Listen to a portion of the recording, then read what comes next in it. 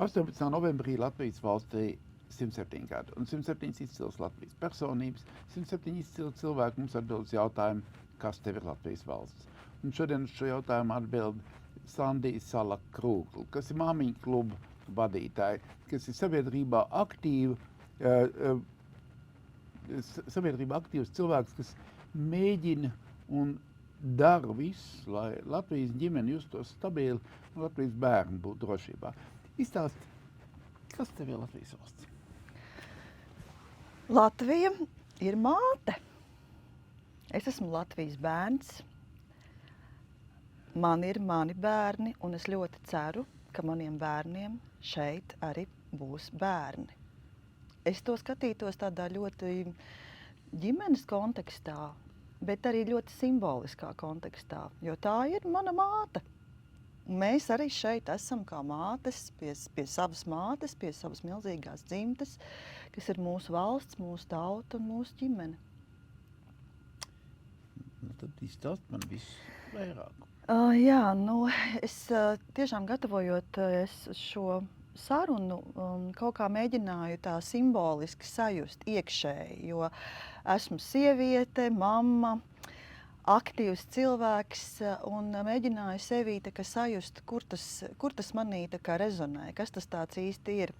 Un man Latvija asociējās ar sievietēm, ar ļoti stiprām sievietēm, ar tām, kas tiešām kaut ko dara, kas ļoti jūt savu saikni ar zemi, ar zemes māti, ne tikai valsti, bet arī ar mūsu tādu tā kā dabu izjūtu, gan caur sievietes ķermenis, caur sievietes dvēseli un mūsu dzimteni, mūsu zemi. Un vienkārši mans darbs ir ļoti daudz saistīts, protams, ar ģimenēm, ar bērniem, bet arī ar sievietēm, ar tām aktīvajām gan kolēģēm, gan jebkuru sievieti, kas kaut ko dara vispār šīs valsts labā. Un neskatoties uz kaut kādām feministiskām sajūtām, tas nav par to. Es vairāk domāju par tādām dzīlēm, ko mēs varam sajust caur sevi, caur savu ķermeni, kad mēs esam pie dabas, mēs esam mežā, mēs esam savās dzimtas mājās, mēs esam pie savām vecmāmām, vecvecmāmām, un no turienes es jūtu ļoti, ļoti lielu spēku, kas īstenībā patiesībā man notur pie Latvijas, pie savas mammas. Tā sieviešu līnija.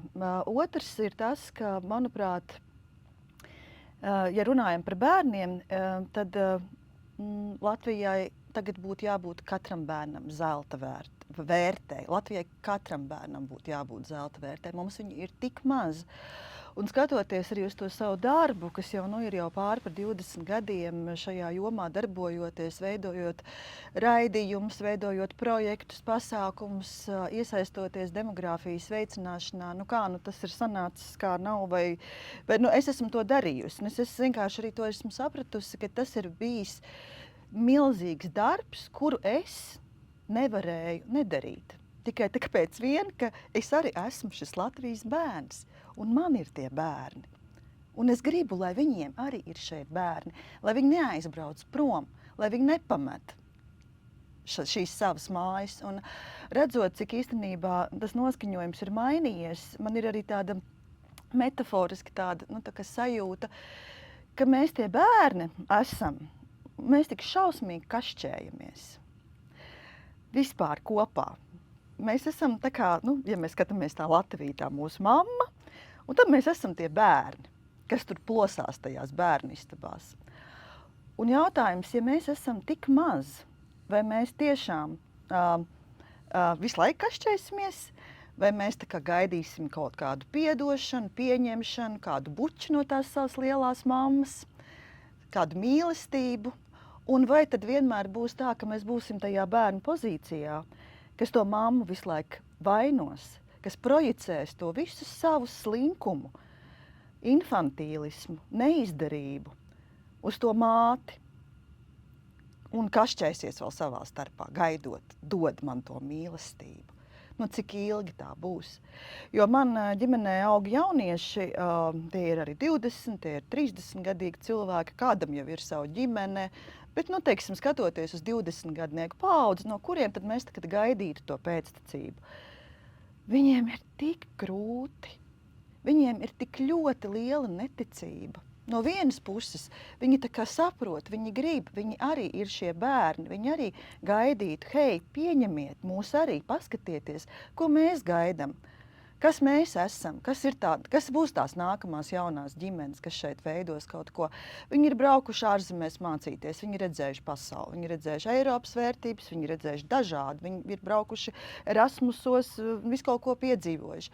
Viņi, protams, arī šeit saskatītu savu vietu, bet tādā kašķī, pie tādas stagnācijas, kā mēs... Es negribu tagad tādā negatīvismā nonākt, bet būtu jābūt cieņai, jo mēs esam tik maz.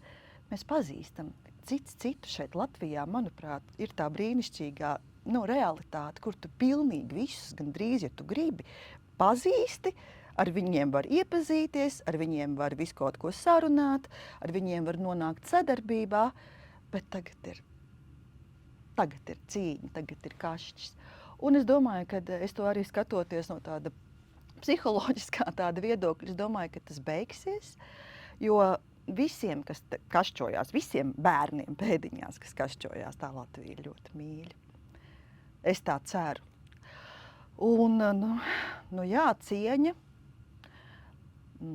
Dievs, daba, darbs, mīlestība, tādas lielās vērtības, kuras diez vai tu kaut kur citur tā dabūsi.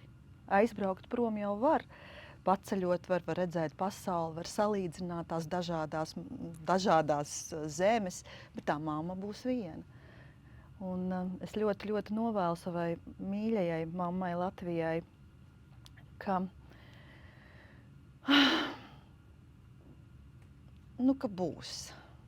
būs mums nākotne. Es tā ļoti, ļoti ceru.